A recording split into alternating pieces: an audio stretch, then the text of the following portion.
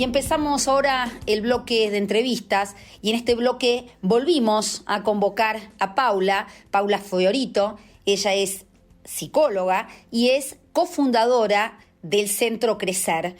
Y vamos a mantener entonces esta entrevista a lo largo de este bloque para seguir hablando de crianza, para seguir hablando de apego seguro, para seguir hablando de la responsabilidad que tenemos como adultos de esto, ¿no? De esto de acompañar a estos niños y adolescentes. Vamos a contarles que además de estar haciendo esta entrevista, la estamos también grabando para que puedan seguirla desde la página de Crecer. Paula, si querés recordar entonces cuál es la página para que puedan ver esta entrevista que vamos a sostener juntas a lo largo de esta tarde.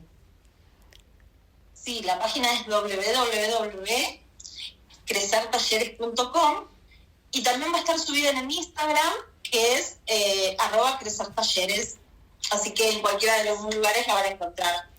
Buenísimo, Paula. Entonces, hoy elegimos un tema, ¿no? ¿Qué tema elegimos para hablar? Elegimos el tema de la presencia, algo que es fundamental en la crianza de los chicos, y entonces elegimos ese tema que es parte de lo que es la crianza respetuosa, que es un poco lo que desde el centro, desde Crecer, es lo que damos los talleres y formamos un poco en esto de la crianza respetuosa, y un eje súper importante para la formación del apego seguro es la presencia. Entonces vamos a hablar de eso. Elegimos una frase. Eso te iba a decir, Paula, ¿querés contarnos entonces la frase que ilustra esto, como bien Paula dice, de lo que implica, ¿no? Esta posibilidad de un vínculo más seguro a partir de este vector que es la presencia? ¿Cuál es la frase? Te escuchamos. Una frase de Christopher Robin a Winnie Pooh, así que dice: si alguna vez hay un mañana en que no estemos juntos, hay una cosa que nunca debes olvidar. Eres más valiente de lo que crees, más fuerte de lo que pareces y más listo de lo que piensas. Pero lo más importante es que incluso si nos separamos, siempre estaré contigo. Entonces, esta frase, después van a ver cómo cobra sentido a lo largo de lo que vayamos hablando con esto de la presencia. Porque qué importante, Pau, que podamos explicar, ¿no?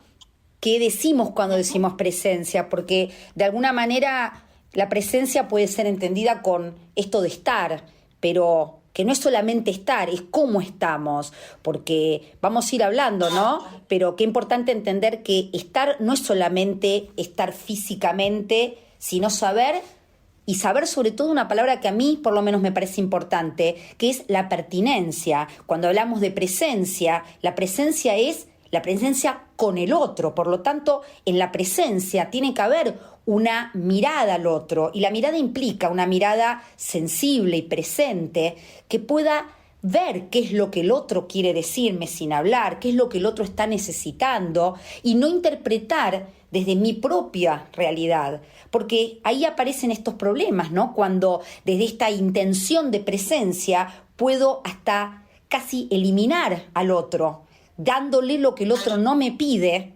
¿sí? Y de alguna manera imponiendo lo que yo creo que necesita. ¿No es así? Exacto. Este tema de la presencia tiene que ver, obviamente, con estar con el otro. Y bueno, a veces se dice que el tiempo no es importante. El tiempo es importante. Pero les tenemos que dedicar tiempo y calidad. No, la calidad no elimina el tiempo, digamos. Les tenemos que dedicar a los chicos tiempo y calidad. Pero cuando estamos con ellos, esto que decía Vane de la pertinencia, de ser sensible a lo que necesitan. A mí me gustaba mucho un autor que se llama Daniel Siegel. Él habla de 4 condiciones para el tema de la presencia, ¿no? Como 4 condiciones necesarias para que se dé la presencia.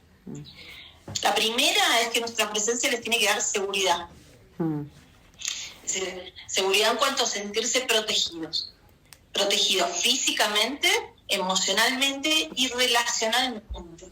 Es decir, protegidos en esa relación que tienen con nosotros. La segunda tiene que ver con lo que dice Vane, que es con lo de ser vistos. sentirse vistos. Y esto de sentirse vistos es lo que poco decía Vane, sentirse vistos por quienes son.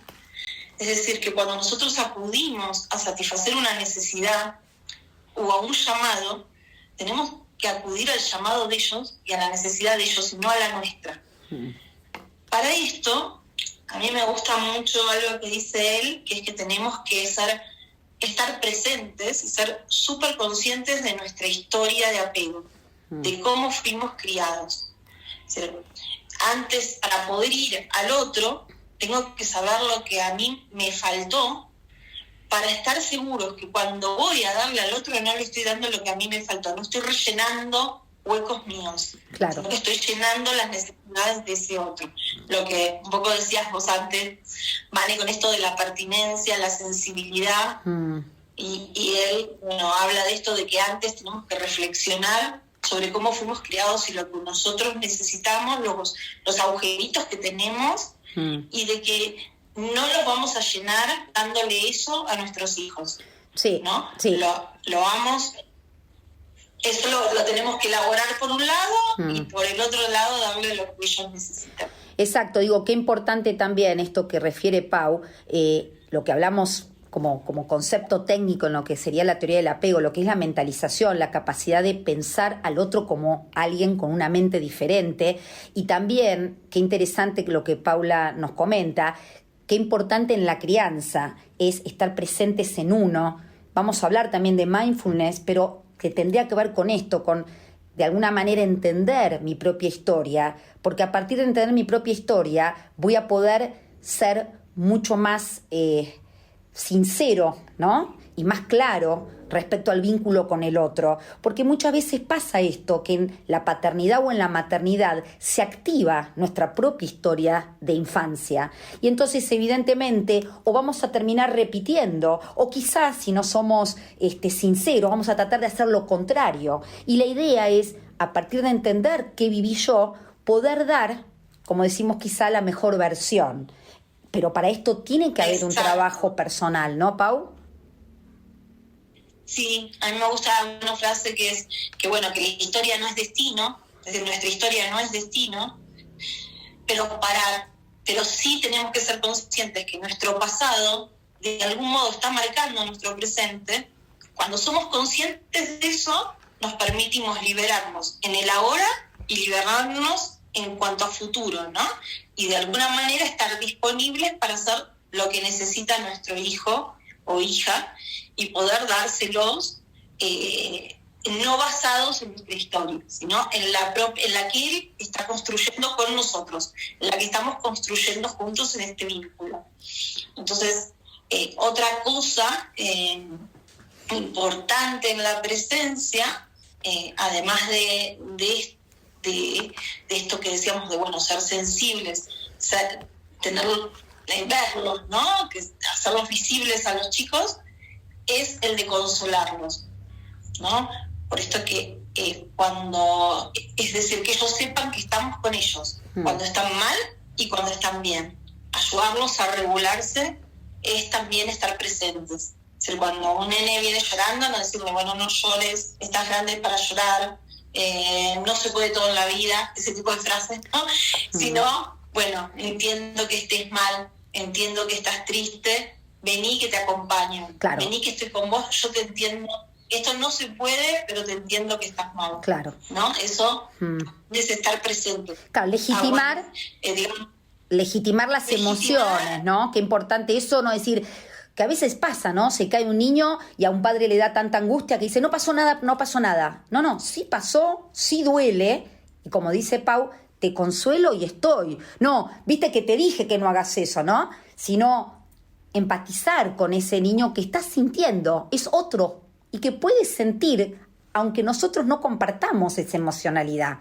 Legitimarla, acompañarla, ponerle nombre. Estar presente, sostenerla, ¿no? Sostener el sufrimiento, que a veces como papás queremos apagarlo rapidito porque a veces nos duele a nosotros el sufrimiento de nuestro hijo, y lo queremos tapar rapidito, no, sostenerlo, estar presentes en ese sufrimiento, acompañando, regulando hasta que pasa, ¿no? Entonces eso también es importante y eso genera como una condición en la presencia de sentirse a salvo. No solo a salvo porque lo vamos a dar seguridad, porque lo vamos a consolar y porque lo vamos a ver, sino sentirse a salvo porque somos una presencia fiable y consistente. Es decir, vamos a estar ahí, como dice la frase con la que empezamos, vamos a estar ahí aunque ya no estemos ahí. Sí. Vamos a constituirnos como una presencia. Claro. Entonces, por eso es tan importante en la crianza respetuosa esto de la pertinencia que decía Vane, la sensibilidad, el acompañar las emociones, el validar las emociones. No se trata de estar presentes, de estar todo el tiempo. Eso no es bueno. Exacto.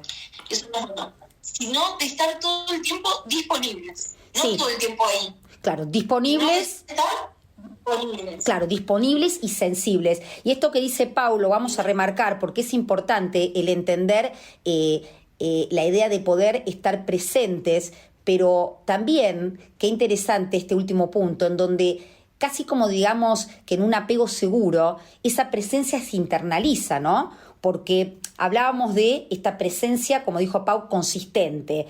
Hablamos de consistencia y también de previsibilidad, la respuesta previsible que puede tener ese niño, constante en el tiempo.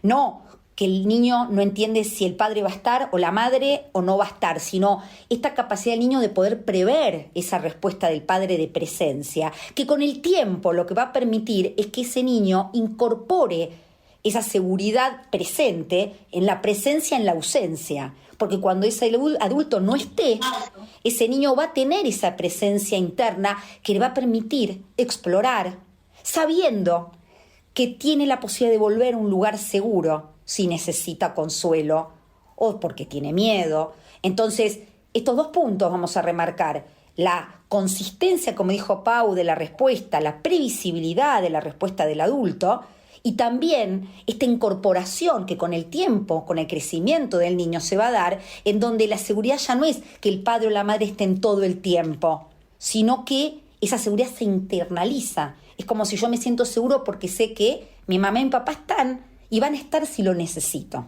¿no? Y lo bueno es que se producen transformaciones a nivel cerebral, no solamente conexiones, sino hasta transformaciones físicas en el cerebro, que predisponen estructuras que van a predisponer a esto de que es la búsqueda del otro, y en la búsqueda del otro me encuentro de gratificación, porque lo que nosotros hacemos con esta presencia consistente es generarle circuitos, donde él va a ir a nosotros vamos a estar, y él va a obtener de nosotros gratificaciones y regulación. Y después, esto que decía Vane, que se internaliza, y cuando nosotros, los chicos crezcan, van a buscar en el otro en la pareja, en el otro en los amigos, en el otro que se encuentren, van a ir a buscar apoyo, sintiéndose ellos valiosos y sintiéndose ellos merecedores de ese apoyo. Y cuando lo reciben, cada vez que lo reciben de nosotros, se activan estos circuitos de gratificación y estos circuitos de regulación, que luego se le van a activar con los otros, con los que va a ir a buscar. Y entonces está bueno como esto de la internalización que decía Vane, y después de un poco de esto de que nos vamos a volver prescindibles, ¿no?, en la vida de nuestros hijos, de algún modo. Esto no vamos a tener que estar todo el tiempo, sí, vamos a estar todo el tiempo como una presencia en nuestra ausencia, ¿no? Que les vamos, lo que antes decía Vane, que vamos a ser como una plataforma desde la que salgan a explorar, no con nosotros pegados, sino con nosotros adentro. Y en esa exploración se van a encontrar con otros y van a buscar este tipo de vínculos seguros con otros también. Entonces, qué importante es generar en esa consistencia, porque es esa, la repetición, la consistencia, la confiabilidad por una vez, por 2 veces, por 3 veces que no lo hagamos, no va a pasar absolutamente nada. Es en el tiempo, ¿no? Esa previsibilidad que vamos a tener con el tiempo, lo que a ellos les va a generar estos circuitos. Entonces, esto que decía Vane, súper importante, que vamos a hacer una presencia en la ausencia después, ¿no? Sí, y esto es interesante como tecnicismo, ¿no? En lo que es la teoría del apego hablamos de los MOI, de los modelos operativos internos, que es casi como si fuera, de alguna manera, un script, ¿no? Una especie de guión interno con el cual nos movemos en el mundo, ¿no? Sabemos, como dijo también Pau en alguna de las presentaciones que hizo en estos días, que la dejé solita, en donde muy bien y muy claramente Pau expuso y muestra cómo el hombre es social, ¿no? Biológicamente constituido para lo social, no existe el hombre solo. Y entonces lo importante es entender que las historias de apego no es solamente con la mamá, el papá o quien cumple ese rol, sino que la manera en que se vincule y vuelva a encontrar otro tipo de apego con el grupo del colegio, del club, en los momentos en donde es la adolescencia, en donde los pares empiezan a tener una importancia muy destacada en lo que es lo vincular, pueden generar esta forma de vincularse a través de estos guiones, estos MOI, de estos modelos operativos internos, que son lo que fue escribiendo su propia historia y su biografía.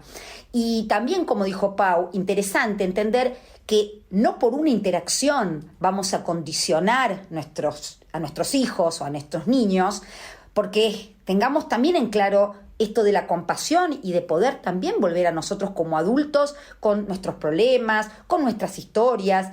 Entonces, tampoco condicionarnos o condenarnos, pero sí poder reparar una interacción que no fue del todo feliz. Grité, no estuvo bueno, discúlpame, acá no pasó nada porque me angustié, porque actué de una manera que me doy cuenta que no estuvo bien, sino poder repararlo.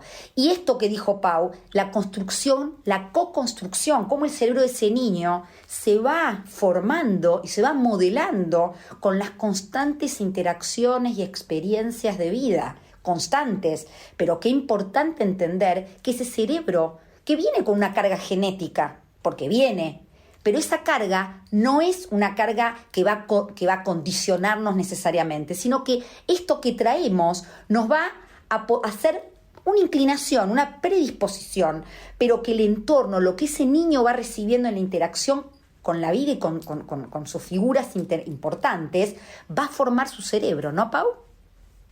Y lo que ahora se estudia mucho, que es la neurobiología interpersonal. Cómo nuestro cerebro se moldea con los otros.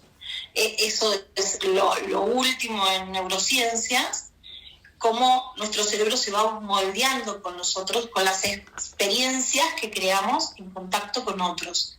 Y esto que decía Vane de los tipos de apego, ¿no?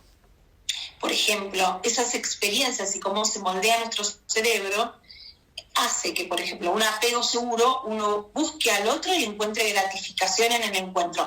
No solo esto se crea con las primeras figuras de apego, pero se traslada luego a la pareja, a las amistades y así. Y cómo, si cuando voy, esa presencia es una presencia ansiosa, es una presencia que a veces está, a veces no está, a veces no responde, a veces responde de manera ansiosa, de manera apurada, de manera preocupada, ¿no?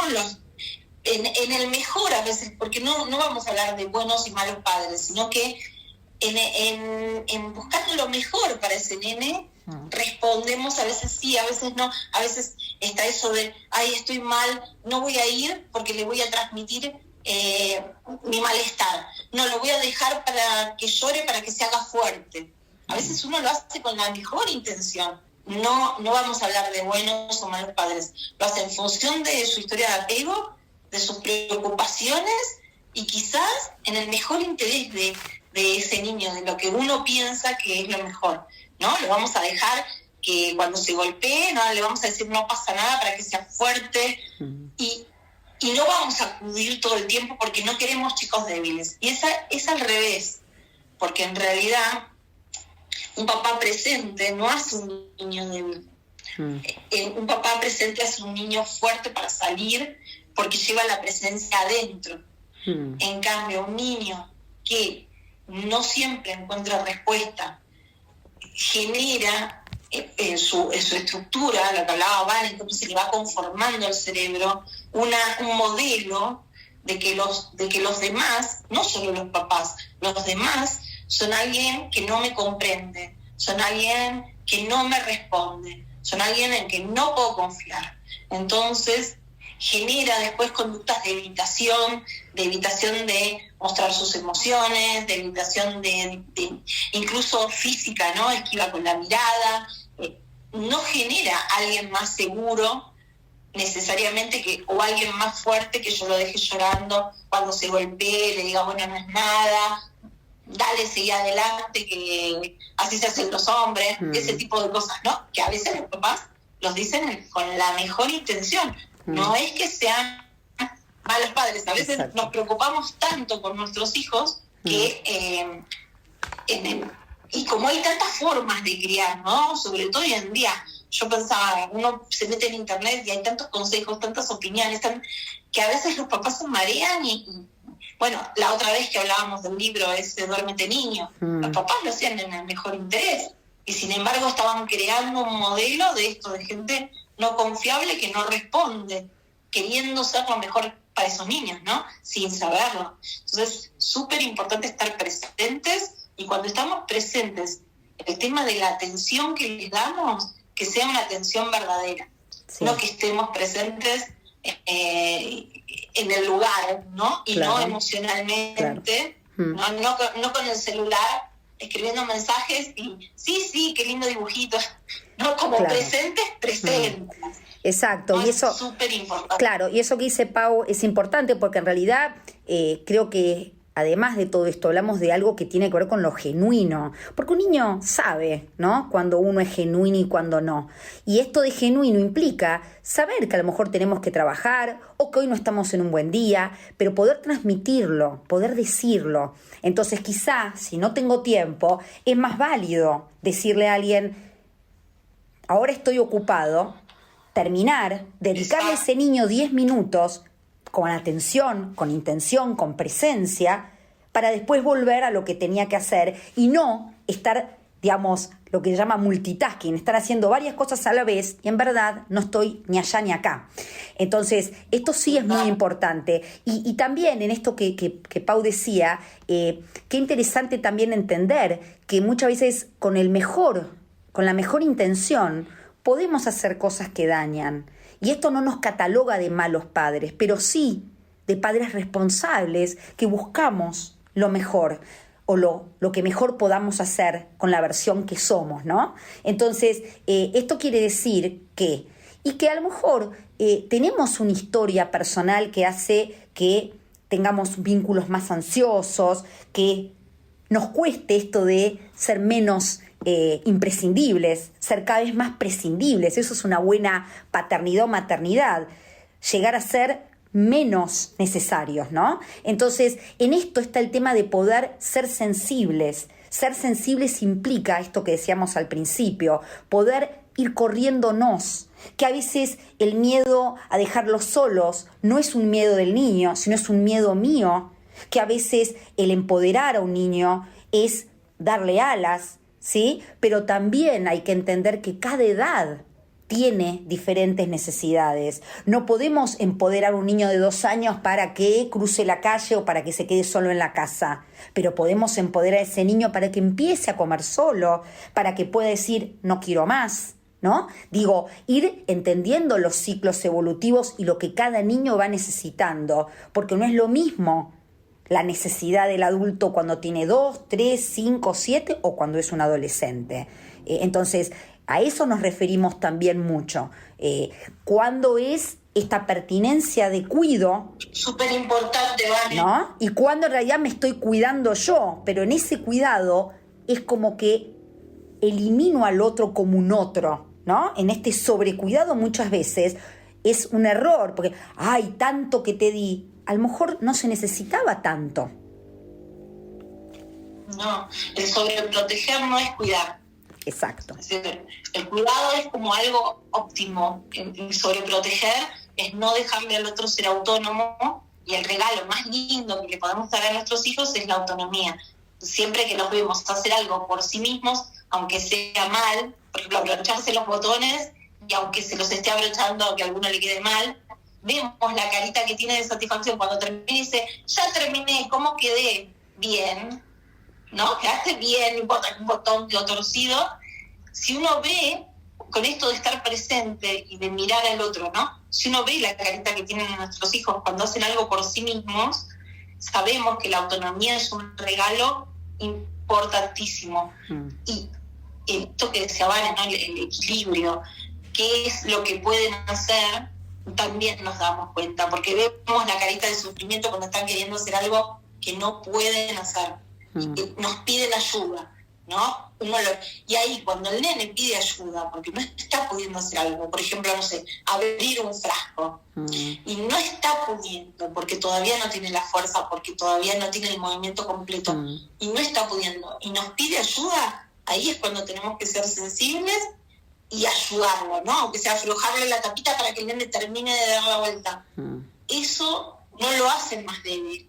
El nene también sabe solo cuando no está pudiendo hacer algo, y ahí es cuando nos pide ayuda, y eso es lo de estar disponibles. Cuando nos pide ayuda, respondemos. Cuando no nos pide ayuda, vemos que está esforzándose, pero que todavía no nos pide ayuda, porque está convencido de que lo va a lograr, lo seguimos dejando. Cuando lo hace y lo hace un poquito mal, lo dejamos y lo felicitamos por cómo lo hizo, porque lo hizo acorde a su capacidad. Esto que decía antes, Vane, ¿no? De no sobreproteger, de no salir. Cuidar no es evitar todos los peligros, no podemos evitar todos los peligros. Lo que me gustó, un ejemplo que leí el otro día en un libro que decía que el apego seguro es como el casco para andar en bicicleta. Como que lo que les estamos poniendo es como ese casco para que anden en bicicleta. Cuando un nenito sale con apego seguro es como si saliera con un casquito, pero no es que no sale, no podemos evitar que se caiga. Exacto. Lo que le vamos a estar dando es esa protección con nuestra presencia. Nuestra presencia no va a ser evitar cada golpe, va a ser estar ahí, disponible para cuando se golpee, y cómo lo vamos a ayudar a regular la emoción. No va a ser evitar cada cosa, ¿no? Exacto. Ni va a ser estar 24/7 ahí encima, que nos va a terminar agotando. Vamos a comprometernos entonces para hacer otra entrevista, otras entrevistas también, para seguir hablando de crianza respetuosa, de apego. Así que por hoy vamos a despedirnos. Y te propongo, Pau, si querés, para despedirte, recordanos esta frase tan linda con la que empezamos, como regalito a los oyentes, tanto de la radio como los que escuchen la nota. Y además porque va a cobrar sentido para atrás, ¿no? Exacto. Todo lo que estuvimos viendo. Exacto. Si alguna vez hay un mañana en que no estemos juntos, hay una cosa que nunca debes olvidar. Eres más valiente de lo que crees, más fuerte de lo que pareces y más listo de lo que piensas. Pero lo más importante es que incluso si nos separamos, siempre estaré contigo. Entonces, bueno, creo que ahora tiene más sentido la frase. Bellísima, bellísima, Paula. Bueno, muchísimas gracias, nos saludamos y seguimos para la próxima entonces. Un abrazo. Entonces, nos despedimos acá de la radio, estuvimos hablando entonces con Paula Fiorito, ella es cofundadora de Crecer, sobre, en este caso, crianza respetuosa, y hablamos sobre presencia.